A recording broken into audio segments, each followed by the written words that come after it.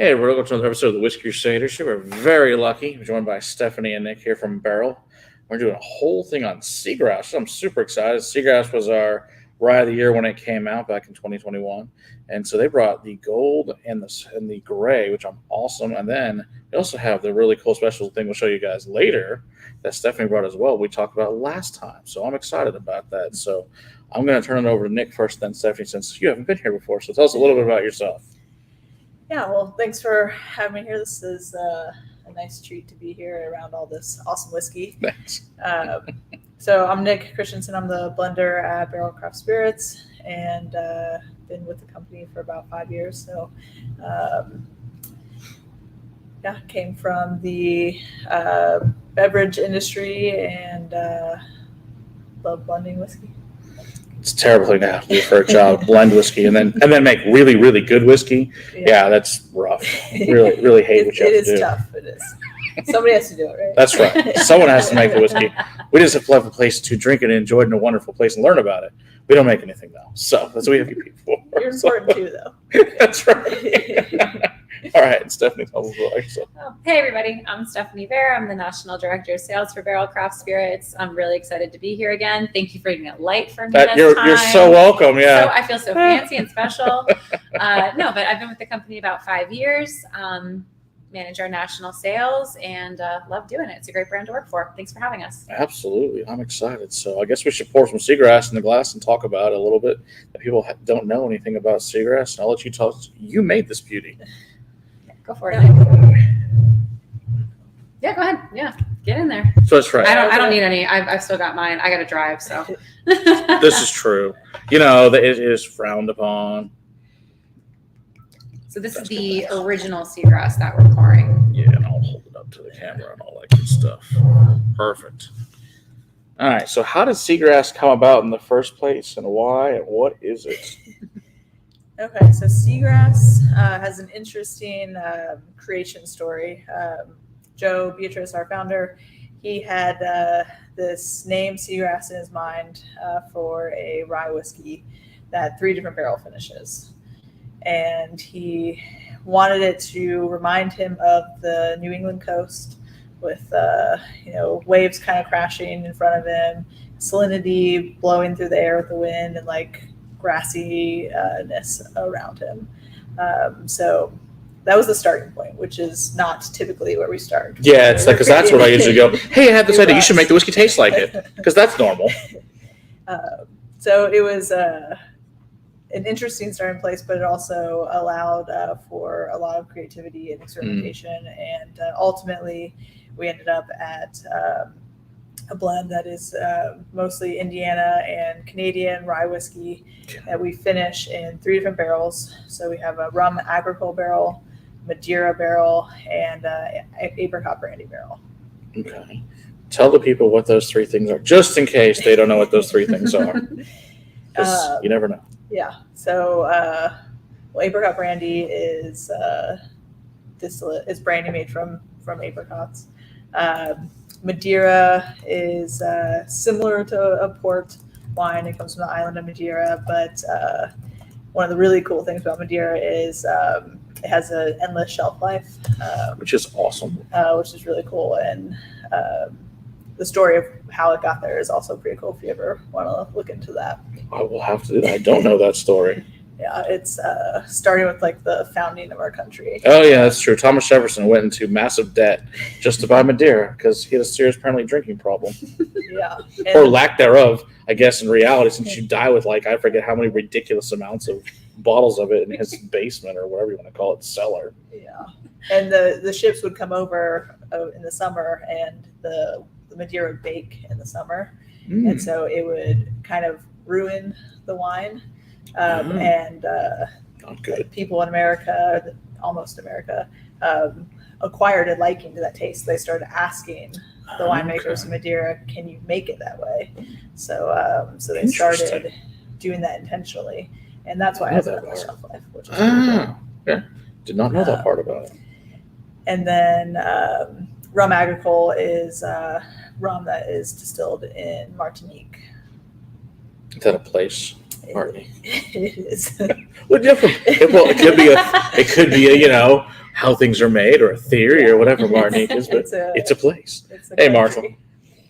Oh, that's too It's an far. island in the French Caribbean. Yeah. Yes. Not a magical place you access through getting lost in your dryer by falling in, like searching for a missing sock. So it's a real island. Have you guys ever been to that island by chance to try it? I would love to. It's That would be cool. I think that sounds On the list. awesome. Yeah. See, that should have Barrell pay for you to go to these places that it's being made. yes. Seems like that's a really good idea. Well, Nick and I are petitioning right now to get distribution in Hawaii. It's the only state that we're not Oh, in, that's so that we can get that market Darn, you visit. have to go to Yeah, Hawaii. I mean, I really rough. Gotta go to the islands, sell some bourbon like Yeah. stuff. Yeah. Oh, yes, you do, Marcia. You do love agricole rum. It's all your fault that I like it, too. You and Jason Coates. Didn't know what it was before you guys had me start drinking it, but it's awesome. Oh, it's so freaking good. But yeah, I love Seagrass. What batch is this one we're drinking, by the way? I didn't even look. Oh, Just somebody might like to know. It is 8. Batch 8. Okay, we're on batch 8. Oh, it's up to 8 already. Wow. Is that the newest batch that's out now is 8, or is there batches after that one too? That is. There might be. I think there's another one after that. It's not Yeah. done. Okay, cool. which is crazy when you think about it, because we came out with it in Yeah, that wasn't March of that 2021. long ago. Yeah. So in 3 years, we bottled it 9 times or so. So when you guys do a batch, like how many bottles is that approximately when you batch for it? It depends, but typically it's around 5,000 cases. Oh, it's a lot. Okay, so that means you've been through a ton of it then. Oh yeah. Holy crap.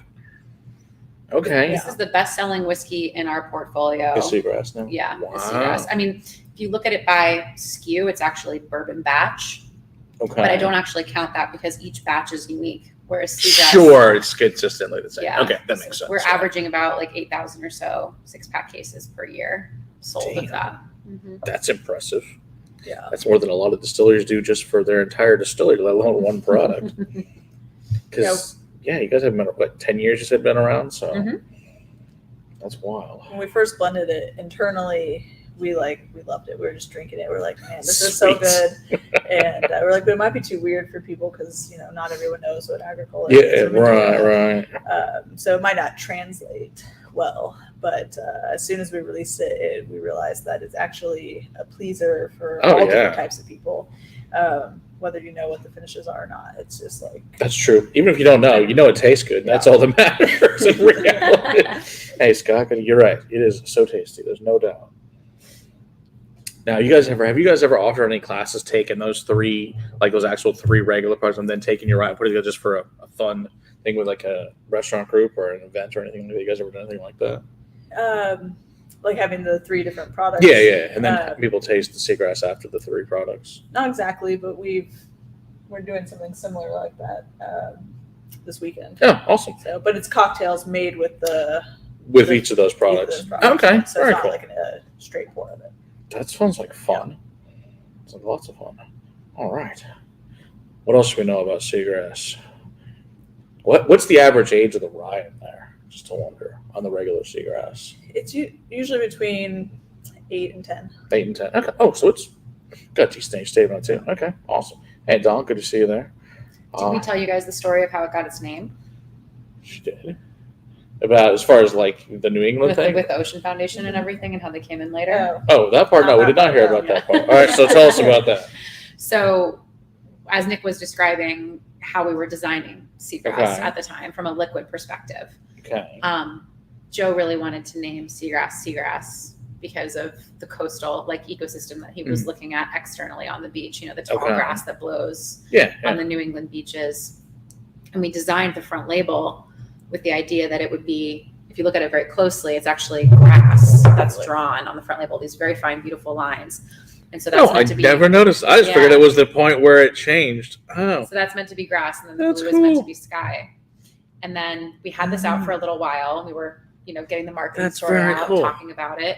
And a charity called the Ocean Foundation reached out to us, and they were like, "Hey, that's a really great whiskey Yeah. and very cool, but just so you're aware, seagrass is actually a real plant, and it's not what you're describing. It's a grass that grows on the ocean floor underwater." Okay. That is very important for marine life, coastal ecosystems, and to Very combat cool. soil erosion in these ecosystems. Okay. So just so you know, you may have named it seagrass out of looking at the grass on the beach, but seagrass is actually a plant that grows underwater that you That's can good. see within That's the what I sky. used for the background of the video. Is that? So I'm glad I get something right. So we just flipped it and we were like, oh, well, we knew that the whole time. That's grass. And then that Totally. blue is actually water. There you It's go. It's actually Oh, grass that's too underwater funny. on the front label. That's very cool. And now we donate a few dollars per bottle sold of seagrass. Oh, And we have for the very last cool. couple of years directly to the Ocean Foundation. Awesome. So it's a charitable partnership as well. It's always nice when whiskey helps out the charities for sure. Yeah. Says Logan wants to know what flavor notes are specific to Round or opposed to more conventional rum.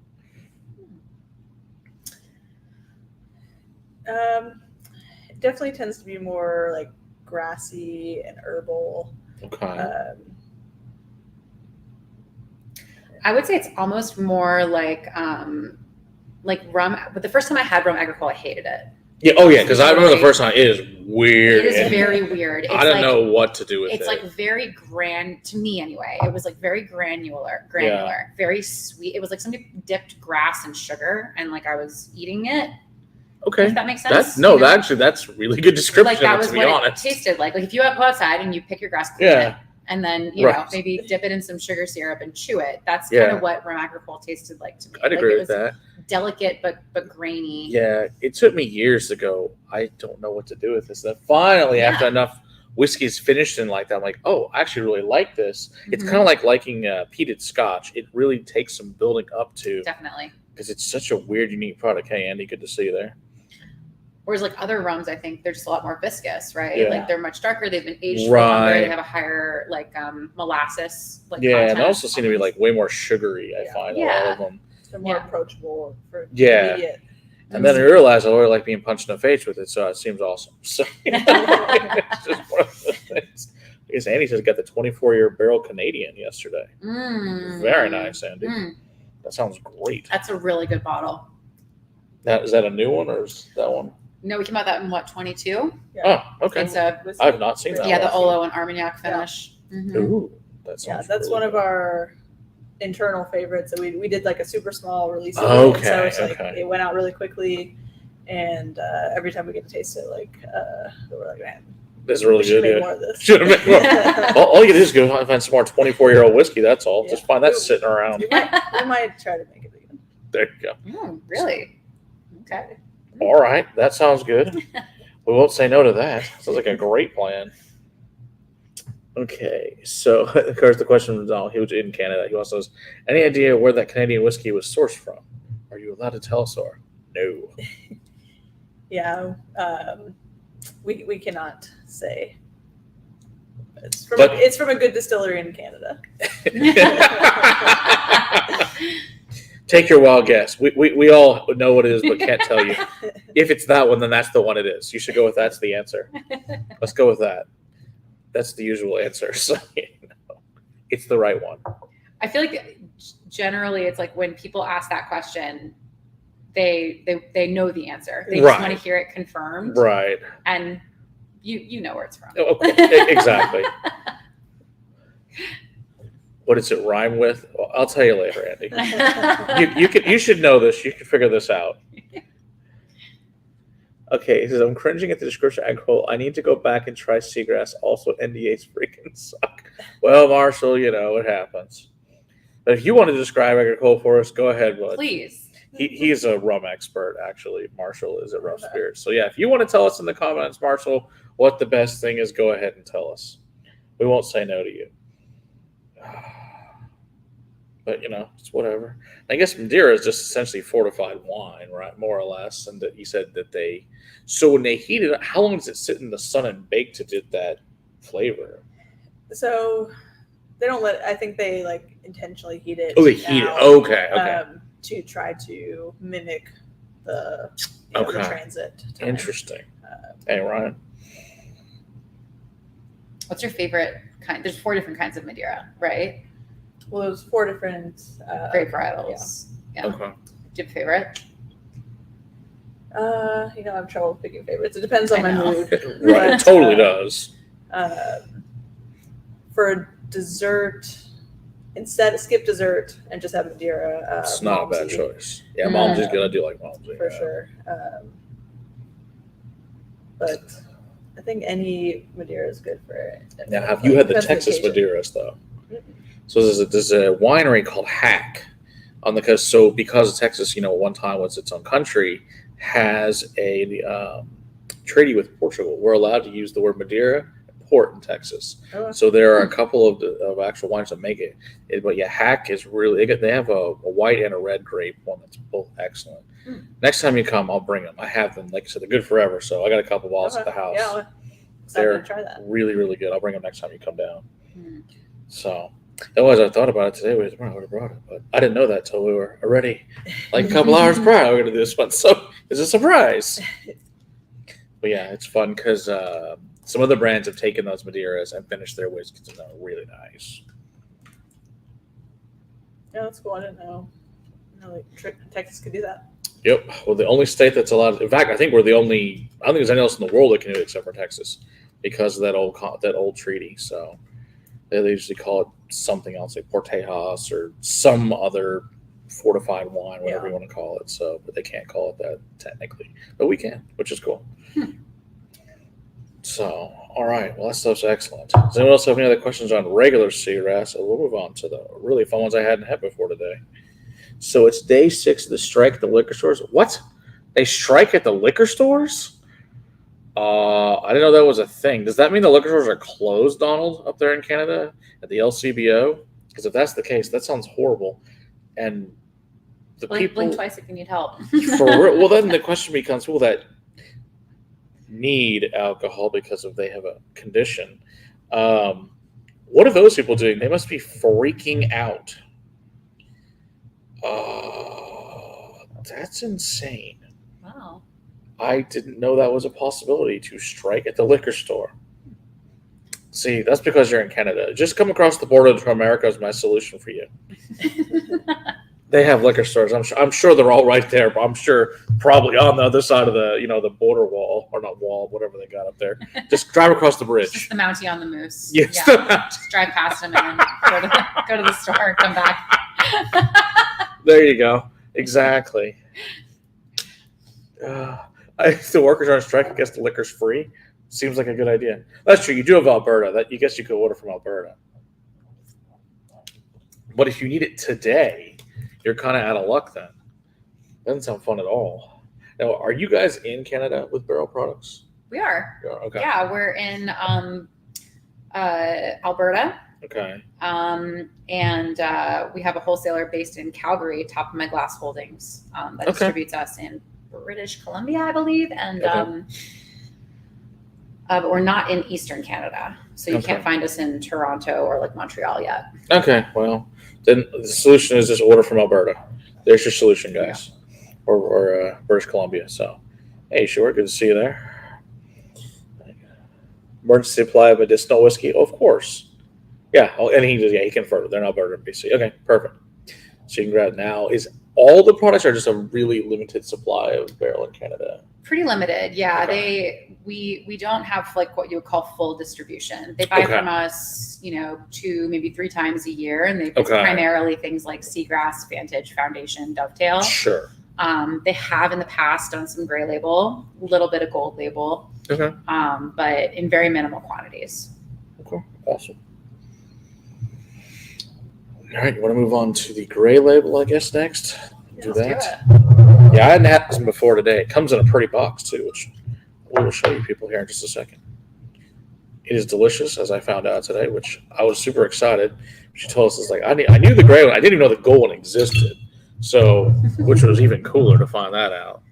So, we get this beautiful Seagrass. It's a 16-year-old. What's the proof on this bad boy? 133.34. Yeah, that's some intense stuff. And it comes in this cool box, which I like boxes. They're cool. So it comes in this cool box. This opens up straight up. So, so it's a fancy box, too. So it's just very nice. And the fact that you guys brought the price down this year, which I wish everyone would do, is even better. So you get to went from $250 to $160 approximately, something like that. Depending where you shop. Awesome. Batch 31 was excellent. All right. All right. So what's the big difference between this, the the 16-year and the regular Seagrass? Yeah, so gray label Seagrass is 16 years, like you just mentioned. So that is the big difference. The big difference is you know, the is age. the age Okay, so it's statement. almost twice as old. Yeah. But it's also all Canadian Okay. rye whiskey, and it's 100% rye whiskey in the mash bill as well. Okay. So same barrel finishes. We do spend more time kind of pulling the samples and pulling the liquid out of the barrels at more optimal, Okay. making sure we're getting the peak flavor when we're blending it as well. Yeah, these barrels, before we finished them, we were tasting samples, and it was just like they had this like juiciness, like this big fruit explosion, a little bit of this like rye spice, and then some of them had like this very herbal quality as well. Yeah, definitely can see that. So we split them up into different groups and kind of started doing some testing and ended up putting them in the barrel finishing and watching them over time. And this was one of my favorite things that we blended in 2022. So every time I get the chance to drink it again, I don't blame you. Now, are there multiple batches of this one as well, or has this only been like a one-time release for this one? We did 2 releases. 2 releases, okay. They vary in proof a little bit as well. I think this one's 133, right? The one that we're drinking. Yeah. We figured that out. The other one is about 131.5 or so. Okay. So is there a big difference in the flavor, or are they pretty close? They're pretty close. Pretty close, okay. Since it's cast strength, we just, sometimes that Sure. Oh, yeah. It's going to be a little bit different. Yeah, for sure. It smells freaking awesome. Oh, it's ridiculous.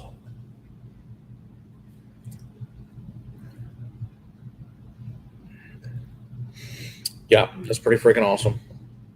Yeah, so if you guys do find these, I would definitely highly recommend picking one up, especially at the new price. That's quite phenomenal. Wow. That's really, really freaking good. We're really excited about it. I mean, I think one of the things that's cool about our business model is we have so many different releases at so many different price points. Yeah, you have a lot of releases. Yeah, we've got so many, like there's something for everybody, truly, in our portfolio. Great. But what that does for us in terms of like market adaptability is really unique. So we find ways to address what's happening in the market. We were just talking about the price reduction before we started the show, and inflation's crazy right now, and it has been for the better part of a year. And really, people are really feeling it. People are not buying whiskey anymore in the way that they were at the $250 and $500 price point. And I think partially with the introduction of Foundation, the way that we've changed around some of the evergreen items in our portfolio, and we've kind of realigned and readdressed how we're releasing things this year, how frequently and in what quantities, it allows us to bring our prices down on the gray and the gold label without compromising the quality of the ingredients, but also to make them, remain accessible to people that want to try them. Right. Yeah, I mean, if you have something special, I mean, the fact that it's 16 years old, there's not on the market in general. There's not a whole lot of 16-year-old rye sitting around. Last time I checked, at that, and that, especially at that price point. I mean, for $10 a year, I mean, that's actually I've never thought of it that way before. It's a super great price. I mean, you really can't go wrong with that. And so, I mean, something you want to have special for a wedding or just a life special event. It's a great bottle for that for sure, and it's also really great whiskey. So Andy wants to know, Nick, when what was your first reaction to the cast, and what bottles have you seen here you want to try? Well, my first reaction is wow. It's quite a collection, and I've already tried Compass Box. With the Velicore earlier, which was really good. That it was. Yeah, I don't know. I could probably look at the bottles forever and want to try everything. So, well, that's part of the being a guest. You get that. That's an option. I mean, I haven't tried everything here, but we can put a good effort in. We won't make it, but you can certainly try. Not everything. Yeah, I think we can leave the Kentucky Deluxe by itself over there. I don't think you're gonna want that one. I think we're in good shape on that. It's just you've been lucky enough. You've been here before, so I have. You get to do this for the second time. I've been dreaming about coming back since I left the last time, so I'm just glad you let me back in. Absolutely, you're welcome anytime. It's a great time. Yeah, because the last time when she was here, I guess it was after the show. I guess we were having spring bank and stuff, and so But you asked us for spring blend. We know we're in the right place with the right people. That was pretty nice. Yeah. That was one of those ones where you were like, you can have anything you want. And I was standing in front of it and I was like, really? Should I ask for it? You should Is that definitely too much? ask. Are they going to let me? Oh yeah, that's what it's for. That's part of the deal. It's great. You know, How long have you been building the collection? 21 years. Oh wow. Yeah, so the day I turned 21, I went to the Class 6 at the base in San Angelo, which is out West Texas. But the cheapest crap I could afford, which was all military special, nothing good. So, some of it was really rough. I think the bottle of 3-year scotch I bought, which is of course the minimum scotch, took me 12 years to finish it because it was horrible. So I think I still have from that very first trip a bottle of dark rum. I still have that bottle, and it's about half full. Oh. So it's not awful. It just didn't have real use for dark rum real often, but we still have it. It's still drinkable. I can really tell you, we released at least 21 years. It's just fine. So, and this one's actually in a plastic jug. Shockingly, just not that awful. Wow. So, but I bought an Old Crow on that trip because it was cheaper than military special. It tastes like that. It's not good. Oh, it's not good stuff. But yeah, so, doing all that fun stuff, and it's just grown and grown and grown. And like I said, eventually took up 6 rooms in our house, and so then we had to build a castle for it. So we have our educational facility for people to come out here and try some things and learn about whiskey and have great guests out here and do some events. And hopefully next time we can do an event here and all that good stuff would be great. So people in here to try all this good stuff. Yeah, that'd be cool. We'd love to do that. Yeah. It's a great space for it. Oh yeah, we can fit about 60 people in here, so it's a good time. Perfect amount. Yeah. Nobody ever leaves and go, oh, that sucks. No, all we've had is, this is great. When can I come back again? Which is always a plus. It's nice to have a business people actually want to come to and not one that they dread going to. No one ever says, I don't want to go to a castle full of whiskey. That sounds horrible. So, it's just one of those things. But yeah, this is fabulous. So you said this is your favorite of the 3, basically, is this one? Or depending on the day? Yeah, it's most days. Favorite, yeah. It was one of those, so when we're blending, you're hyper fixated on like the blend as you're working. Yeah. So it's like you're from the start to the end, you're tasting every like micro adjustment and every possibility. Sure. And then at the very end, like you're just like, we're really like refining and fine tuning. And so you're just like in it. And then once it's blended, you're like, okay, it's complete, it's done. Yeah. Passes off to bottling. It's on to the next thing. So you kind of like don't taste it for a while. Right. And with Seagrass, it had been done with the gray Seagrass, it had been done for about 2 months. Okay. And I hadn't tried it since. So it was like, okay. Oh, wow. Done. Yeah. And then we had some people come into the facility, and I remember Tripp and I were in the lab, and we were like, we want to try the gray Seagrass. And they're like, yeah, we want to try it. And so we pour them a sample. We're like standing there, we're like smelling it, and we take a sip. We look at each other. We're like, this is so good, because we both of us, like, we hadn't tried it in 2 months, and like I still remember that moment because it just it's a special blend of whiskeys, and it's one of my favorites. So when you blend, like, what amount of liquid are you usually working with when you're trying to first put it together? A small amount. So I mean, it really kind of depends on the, like, at the very, very beginning. I'm talking about like making like 50 ml samples, because I'm just like getting a starting point. And then as I build on it and kind of find the direction that we're going, it'll go up.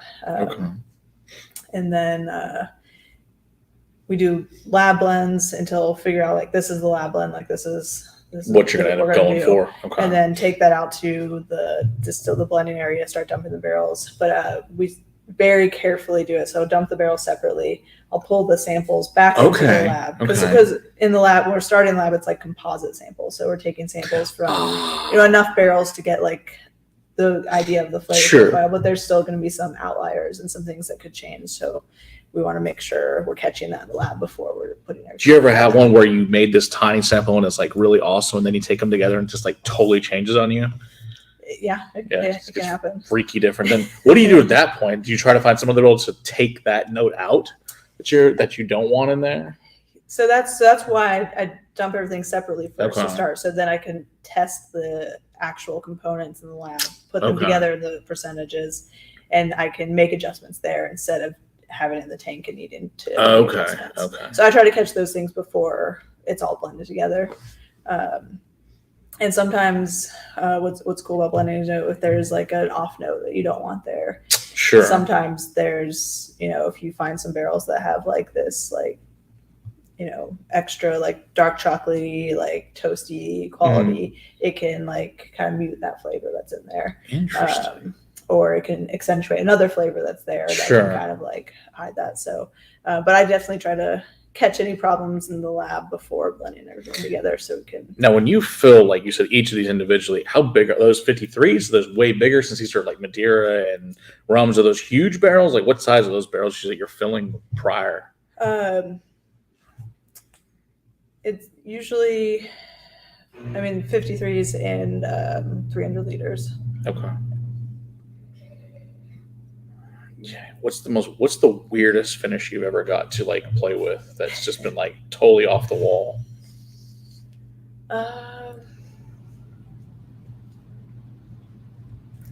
I don't know if there's anything that's off the wall, but I will say that Amburana are the weirdest That barrels stuff's that I've crazy. ever worked with. Well, the problem with it is They're it so intense. yeah, it's like, oh my gosh, and then you feel like, I'm sure you've seen, it's like they went into it way too hard. It's like, oh my gosh. Yeah. And then they put it out. It's like, don't do that again. Yeah. Because we've talked to some brands that like 2 days. 2 days is plenty.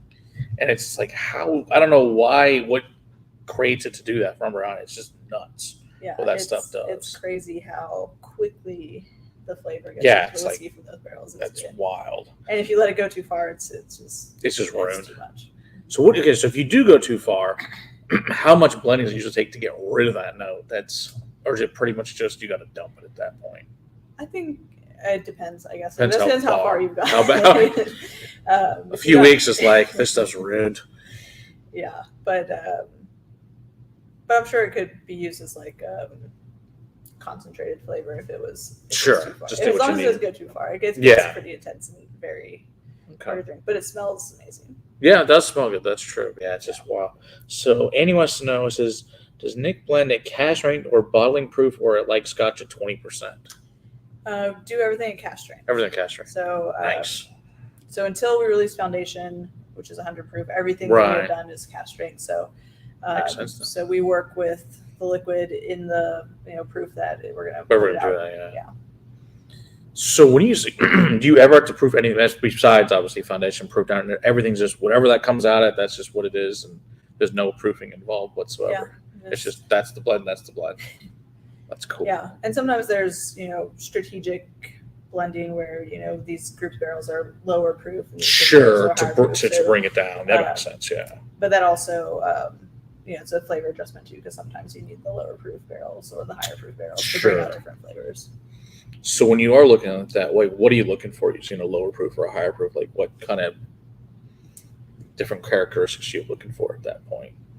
Sometimes the lower proof, like older barrels, will have more of like dark chocolate notes and like dried fruit notes and a lot more toasty, like woody, oaky notes too that can be that helpful makes and sense. kind of also like mouthfeel. Sometimes you really Right, mouthfeel. because you need the oil. Yeah, okay, that makes sense. And sometimes higher proof stuff can also have that mouthfeel, but it can also get like more spiciness and Sure.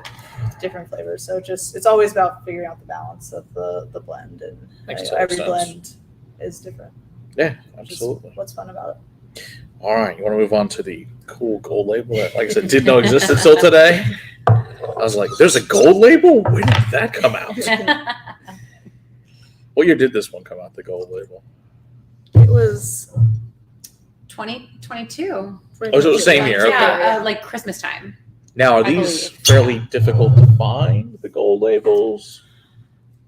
I would say that they're difficult to find in the sense that not many liquor stores will carry a bottle priced at this Okay, level. that makes So sense. we did bring the price down on this one last year as well, like around Christmas. So when Okay. we first introduced it in 2022, it was a $500 retail bottle. Okay. And I saw places, again, depending on where you shop, charging as much as $600 a bottle for it. Crap, yeah. Now we retail it at $299.99. Which is So it's a little bit, pretty fair as far as I'm concerned. yeah. So it's a little bit easier to find in that opens up Sure. a lot more opportunity for stores to put it on their shelf. In terms of a production size, though, I think we probably made 9,000 bottles, maybe less. That feels too high. Yeah, it was probably maybe around 6,000 bottles. 6,000 bottles. Okay. So Yeah, and pretty these are limited 3 release. packs. Yeah. So Hey, 2,000 Mike. 3 packs or so. Okay. The 3 packs. Okay. Very Mhm. cool. 128 proof, which is amazing for a 20-year at that. It's your rye. It's pretty awesome. Now, what is the makeup of this one compared to the other two? So this one is it's mostly 20-year Canadian Okay. rye. There's also some of the 16-year-old rye is in here as well. Okay. But the majority is a 20-year. Completely different. I mean, the finishes are the same, but the profiles are different. So this one's going to be more like dried fruits and like raisins and chocolate, and then also there's like this herbal quality in there that's kind of evolves as you drink it, which is really cool. Yeah, it's definitely more chocolate in this than the other ones, which is more spicy and like very vibrant. And this has got a little bit muted with it. It's like a chocolate covered version of the 16, basically. It's delicious. Oh, it's so good. Unless you're like poor Mike in Washington, you get to pay the lovely taxes they get to pay on alcohol up there, which are insane. It's like 20% or something crazy like that. That was a sticker shock for me the first time I went to Washington on a market visit. bet. What they do, I was like, "Why is our shelf price crazy everywhere I go? Like, what's with accounts in Washington pricing our products so high?" And they were like, "No, it's everything. It's the state." So that's we're actually on the sticker. It's not like when they go to the counter, it's there. It's Yeah, already on there. I think it depends where you shop, but most places that I went, it had the suggested retail, the tax, and then the total, like on the sticker. Okay. So you could see like the breakdown of what you were getting charged. Seeing how horribly you were getting hosed by the state. Yeah, it's like that is a shitty deal. that is brutal. Yeah, that's not fun at all. I would just go to Idaho at that point, or Oregon, whatever's the closest border at that point, to shop in a different state. Well, like a lot of places, we do some of our biggest business in the state of Washington, in Spokane and in southern Washington. There are some stores in SeaTac that are fantastic and will move a ton of whiskeys for us, but there's a huge influx of people that drive over the border to come get things. Don't blame them. To avoid 20%, it's a huge difference. And I think also vice versa, because Oregon and Idaho are control states. So like we are in Idaho in the sense that the state can special order liquor for us, or from us rather, for a customer, but we are not. You can't walk into a store in Idaho and find our whiskeys on the shelf. So while the taxes are high, I mean, it drives the bottle cost up. Yeah. You can't even get it in the state of Idaho in most cases. So they drive across and they go to Spokane and they That's buy a bunch of crazy. whiskey there. I didn't know that. I grew up in New Hampshire, so I saw this all the time. Okay. People would come from Massachusetts for the tax-free nature of the sale. So from a young age, I was indoctrinated into kind of watching these buying patterns happen, and it's interesting because it does go both ways. You would think you wouldn't want to get hosed by the taxes, but they have more choice. Okay, but your selection's better. Okay, that makes sense. Wow. So do you find that when you put the 20 years together, that the three pieces interact completely differently with it being older whiskey, or did you have to play with it? Which one took the most work to put it together? I think the original Seagrass took the most work, but it's still developing the finishing and the concept. So the other two, we had that already kind of figured out. The thing about the gray and the gold that took a long time is, we really wanted to make sure that the gray label Seagrass, when we released it, people would drink it and realize and appreciate it for that price point, and for the finishes, and see it as like a step up from regular Seagrass, like in the flavor profile. So that took a while. We wanted to make sure that was like the top priority. And then with the gold label Seagrass, again, it was like, we want this to be justifiably better Okay. than the gray label Seagrass. And just like really took a lot of time on the Sure. pulling the liquid out of the barrels at the right time to get that Okay. flavor profile just perfect. So, like you said, that your boss came to you with this idea. I want to make this thing called Seagrass. How did you choose those 3 finishes? What came to you in your mind and says, I'll use these 3 to make this? It was a long process with Hey, a lot of R&D. Okay. And it wasn't one thing. It was just testing a lot of different things to get it to work, and some collaboration with our team at that time, and a lot of late night blending sessions. How long did it take you to go from, hey, my boss has this idea, to here's a product? What's the time period for that? It was maybe a year or so. Okay, But- so it's a while. Yeah. All right. Yeah, I mean, he was talking about this before, probably longer than that. He just wasn't bringing it up all the time. Okay. So he had this concept or this name in his mind for a long time before we started working on it. Such a random idea. It's like, that's totally what you should do. That seems like what everyone would think of. Yeah. Does he ever come with any other like totally off the wall crazy ideas he wants you to blend for him? Not exactly like that. But, Not like you that. know, Okay. we definitely do a lot of off the wall brainstorming ideas. So Okay. anything can go. And but I liked the way that one started because it really allowed for the creativity to kind of put it together. So what's like the craziest thing you ever blended with? Good or bad? It can be horrible. I don't know. Okay.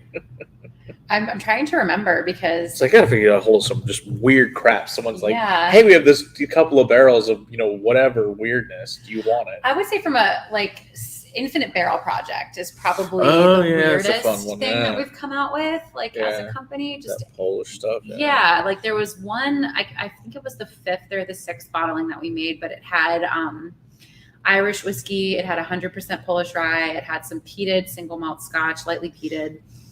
Okay. And that was one of those ones that, I mean, it was hard to even figure out how to talk about it, right? Because it's delicious, like don't get me wrong, but like it's an infinite bottle. So every time that we would come out with it all of the ingredients had changed inside of it, and it was a totally different flavor profile. And it just at one point became not difficult to sell, but it didn't have a place in our portfolio anymore. Okay. In the way that Seagrass or Vantage. Now, do you guys still sell Infinity, or is that gone? We don't make it anymore. Oh, it's gone. Yeah, well, actually, Nick is doing some cool You have to do limited edition replacement. stuff. What are right you now, making? but- That you can tell us about, or you're not allowed to talk about it? We partnered with Jay West. Okay. And he is releasing, so it's a gray label version of Infinite. Ooh. So using the that should Infinite be barrel fun. concept. Okay. 3 different blends throughout the year. Okay. And each blend is a different barrel finish. And each time I do the blend, I blend on, so I save some portion of the base blend, blend different whiskey into it. And Interesting. we're going to be releasing, Jay's going to be releasing the second one next week, I think. So what's in the current version? Like what's the makeup of it? So it is 17 is the youngest. I'm not going to remember all the ages and everything, but it's a blend of Canadian whiskey, Tennessee bourbon, Indiana bourbon, and I think it goes up to 24 years in the blend. Dang. So from 17 to 24. Okay. That's cool. And Ratafia de Champagne is the finish that's coming out right now. That's wild. That's one of my favorite finishes. Oh. Wow. I'm trying to think who also makes a champagne finish. Like what? We did a few private barrels finished in In Ratafia. that? Mhm. Okay. We made maybe like 6 or 8 of them Yeah, when we never first had started anything our like that. finished private barrel Yeah. program. So there's some scotches have done it, but I don't know Yeah. about a bourbon or rye or anything like. Can't think of one. It's That's cool. difficult. It flocks a lot, right, Nick? Isn't that why we decided to stop doing it for a little while? The flocking. Yeah, What so does that mean? Flux. Like it's sometimes different barrel finishes because we don't chill filter anything. right. So everything is just just filtered to get the char out. Yeah, That's it. sure. So some of the fatty solids can kind of show up in the bottle sometimes. But that's the fun stuff that's But floating it's around. all flavor, yeah. It It's delicious. is, yeah. Because I mean, well, people send us messages like, "Is this safe to drink this?" I'm like, "Trust me, that's what makes it taste good. You'll be fine. Yeah. Just drink it." Mm-hmm. And like, if it makes you feel better, shake it all about. Whatever makes you feel better. I said, "Trust me, you'll be fine." Yeah.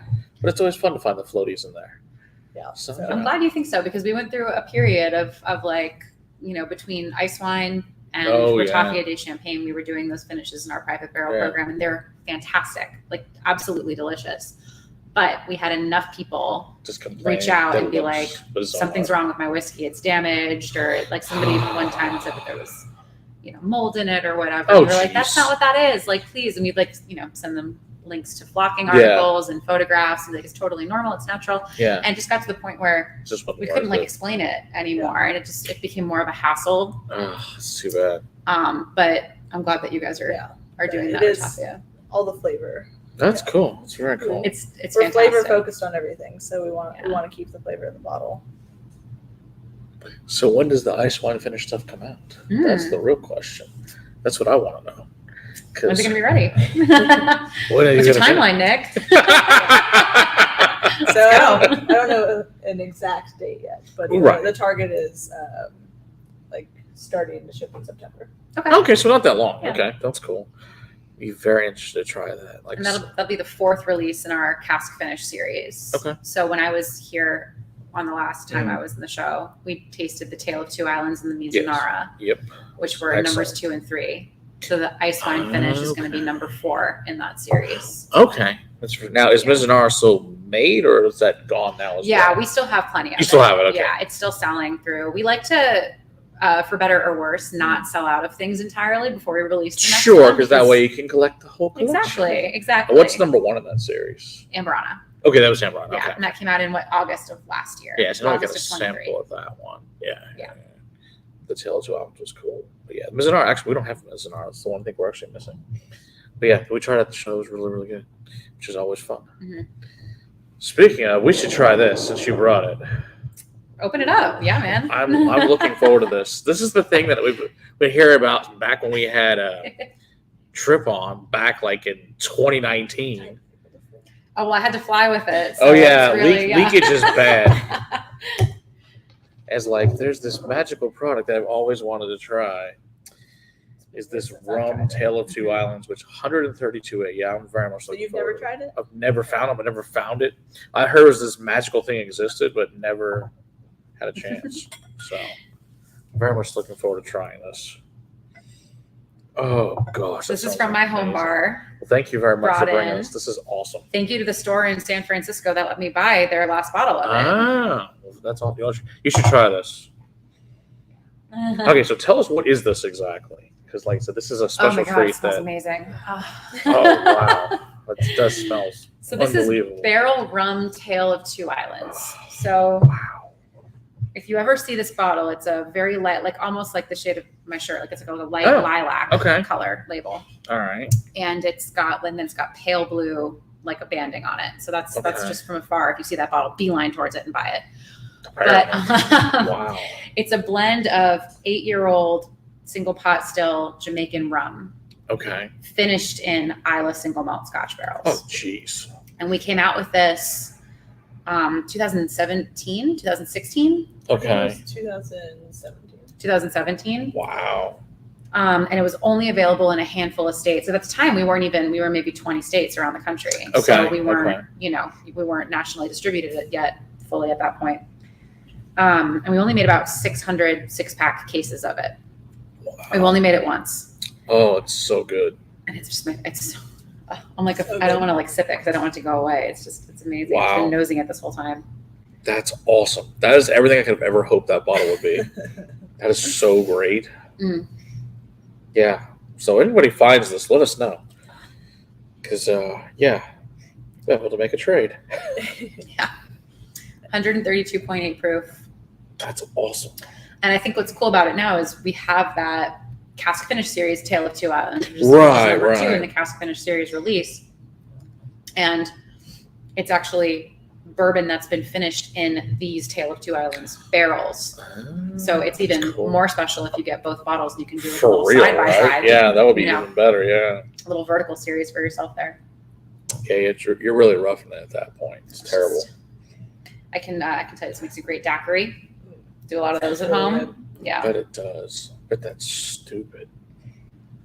Wow, I've never had anything like this. This is freaking awesome. Yeah, you could smell this for hours. Yeah. Oh, it's. Oh my gosh. Yeah, that's everything I could ever possibly want. Can't wait to review that. That'll be fun. Yay. Yeah, we only have one bottle at the distillery, and it's sealed. We had a bottle that was open, and like slowly was getting shockingly got drank. So there's one sealed bottle. So I haven't tried it in a long time. So I guess the real question: do you think there's any like randomly in some random liquor store on a shelf somewhere? You think? Absolutely. Okay. I mean, I was telling you guys I was in San Francisco like 2 years ago. They had 2 bottles left on their shelf.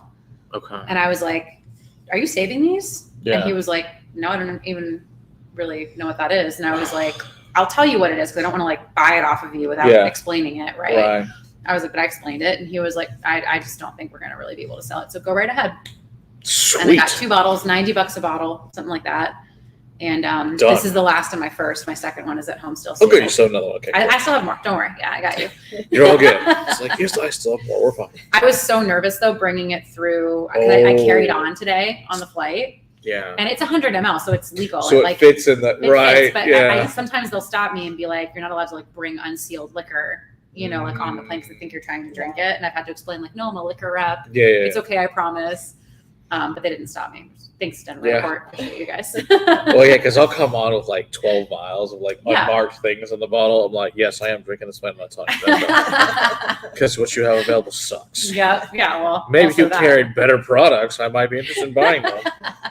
They used to have Barrell on the plane. That'd be great. See, we just do little like Tale of Two Islands 50 mLs on awesome United that would be Airlines. to have on it. That would be great. That would be freaking awesome. You should get it all the airlines. Anything would be an improvement what they currently have as offerings. Like, oh, that's nice. It's a hard business to break into. I'm sure it's almost looking impossible. At it. Maybe I think it was 2022. We were exploring that. It's a tough. That's really tough. It was one of the Scotch brands. That's like how they got famous. So I think it was like 1980. They got into minis on planes, and that's how they really marketed themselves. Yeah. It was in minis, and it's the definition of a captive audience. Exactly. You like have nowhere they else have to go. nowhere to go, and it's like, oh, this is actually really amazingly good. Yeah, that'd be really cool if you guys got on planes. I would really like that. That'd be so much better. Or if it's just even like longer flight, whatever. Anything would be better. International would be great because then it's all you can drink. Which I really like those. Those are fun. Yeah. Now, are you guys in like Europe and stuff too, or? We are. So we're in the UK. Nic is actually going to London Cocktail Week. Ooh, in very September, cool. I believe.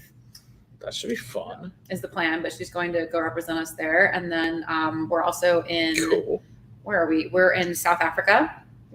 We are in South Korea, and we are in Australia. Oh, so you got a pretty decent coverage. Okay. Yes. Awesome. As well as Canada, of course. Yes. Like I said, it's our Canadian who are happy, and our Aussie friends will be happy, so that's good. I know we definitely have fans in Korea and South Africa too, so that's good. And UK. So that's a plus. I'm glad to hear. Wait for the Barrel World Tour. We'll just there you go. Get a plane, put the bottle shots all over it, and there you go. Tale of Two Islands daiquiris in flight. That'll be hilarious. Yeah, one day. Get Barrell to get you a private plane that's decorated with Barrell logos. How on many it. cases do you think I would need to sell? That wouldn't be me. That would be a team effort at that point. Oh, that would be funny. I can't do that alone. Takes a village. Yeah, that'd be funny though. So how many sales would you have now, like total throughout the world that are doing it? Which right now, obviously, how many salespeople? Yeah, just in general, like how many are there? Well, people that work directly for Barrell on the sales team, it's just me. At the moment, crap. In sales directly. We do have a partnership with a company called 2020 Beverages that we joined with in February of this year. Okay. And they function as our sales team in the market. And what they do is they've effectively, because we had our own sales team prior, and unfortunately we had to make some changes and say goodbye to some really great people who are dear friends. But Hey, Anthony. what the alignment with 2020 tripled our footprint in the U.S. Okay, that's a big We difference. employed at the time a sales team of, including myself, 17, Okay. and now they've got about 50 people that work for them. That's a big difference. And it just makes, in terms of coverage, we Sure. were talking earlier before Yeah. the show started about how States, Texas is big enough, let alone Yeah. the whole country. Not just exactly a small country. too much ground to cover Yeah. and too many things to do. And we have amazing wholesale partners, of course. Sure. But they have multiple brands that they work with, hundreds Yeah. in some cases. And so Right. it's nice to have 2020 on board, acting as our specialists in the market now. Absolutely. Yeah. I know we're coming towards it. If you guys have any other questions, let us know in the comments and all that fun stuff. Oh, thanks, Anthony. Appreciate it. It's fun. They're getting to enjoy it today here with us, so it's always a good time. So, what else should they know about Barrell in case they have any other questions about it? Well, it is Barrell, not Barrell. I get that a lot. Really? I've Yes. never heard anybody say Yeah. that before. Every time I hear somebody say Barrell, I want to stick my pinky out while I have my Glencairn. So we're not that fancy. We're nice. but we're Oh, not that's that too funny. fancy. Independently owned and operated. That's a plus. What is it? Over 50% of our leadership positions are all filled by women at our company, Okay. which is excellent. Cool. We've got some cool stuff. We talked about the ice wine finish. I'm super stoked for that. What else do we have coming out? We've got New Year Bourbon 2025 coming out Ah, later this year. very nice. Always look forward to the new year every year. Those are delicious. And I don't know, what else do they need to know about us? Yeah. What can you tell us without giving stuff away? That you are allowed to tell them. Well, we'll also have a Gray Label Bourbon coming out this year. Gray Label Bourbon is, yeah, that's right. Ah. That'll come out. Mhm. Oh, we got to talk about the slushies. We didn't talk about the slushies. Oh. That's important. Yes, well, if anybody's coming to the Kentucky Bourbon Festival in September in Bardstown, Nick and I will be there along with Joe and Tripp and Ned and John, Very cool. the rest of our Lowe and the rest of our team. And we have these Seagrass slushies that Nick created. When did you first make them? It was 3 or 4 years ago. Okay, so it's been a while. Cool.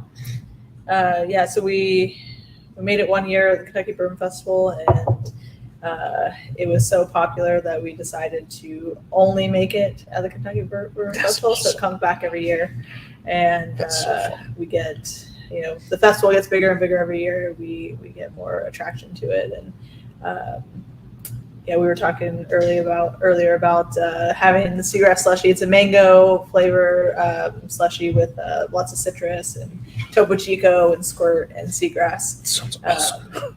Must have one of these. We did, Joe, Tripp, and I, we did a gray Seagrass float on top of the slushy, and it was amazing. And then Pretty great.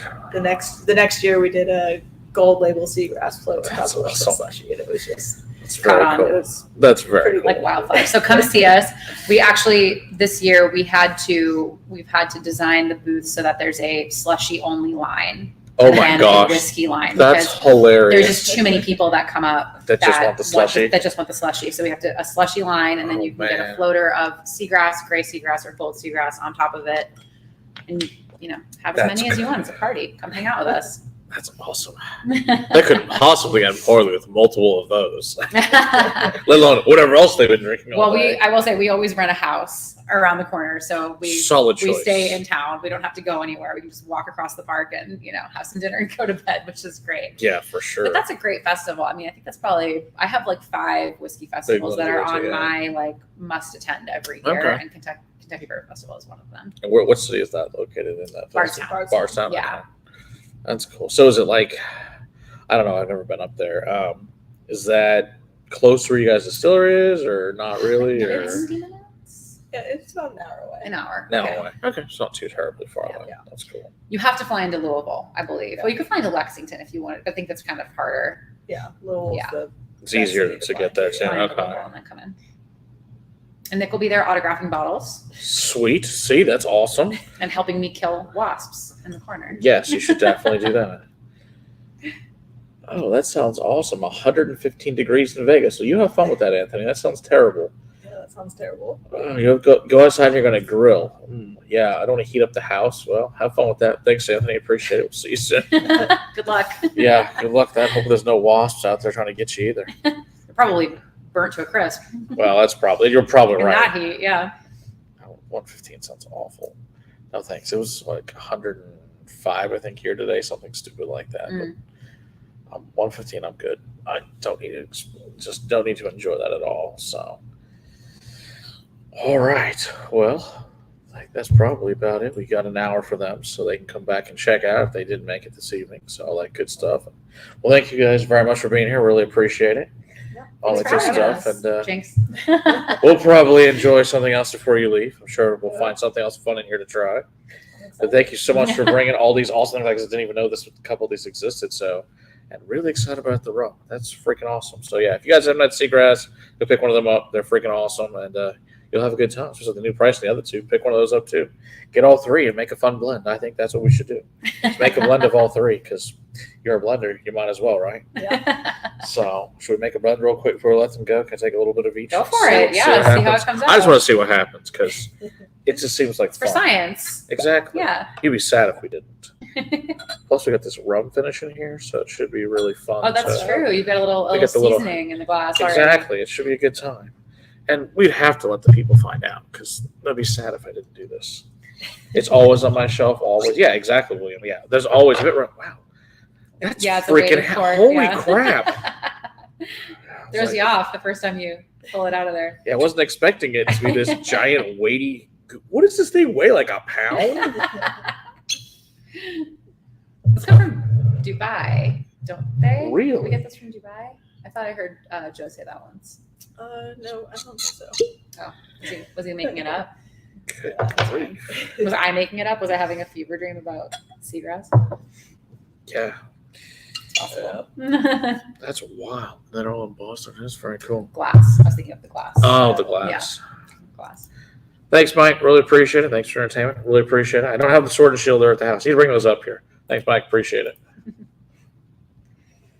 Ooh, that smells really good. All right, you have to. What are you getting with the blend? Let's see here. Marry it together here real quick. Okay, it's really the rye. Of course, the rye spice is the first major thing coming out of here. Like lots of mango and black pepper,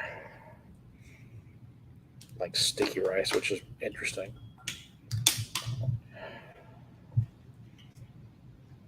Like uncooked dough. Smells like Christmas too.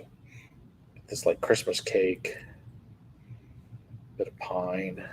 It smells awesome here. Smells great. Do you think you did equal Oh, it's parts? lighter than I expected. I don't know if it was quite equal. Close as it can Ish. get, you know. It's a lot more fruit forward than I thought it would be. it really Interesting. is. It's interesting. Oh, wow. I thought it would be a lot richer. Not in a bad way. Yeah. It's just interesting to see what it's happens. much more You just delicate never on the know. nose than I thought it would be. But it smells really nice, yeah.